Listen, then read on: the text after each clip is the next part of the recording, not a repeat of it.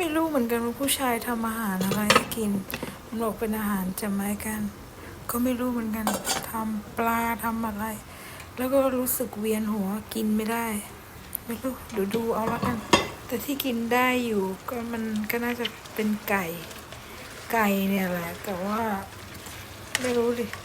กินเข้าไปแล้วก็อร่อยดีอะแต่ก็ไม่รู้เหมือนกันว่าจะเรียกว่าอะไรดี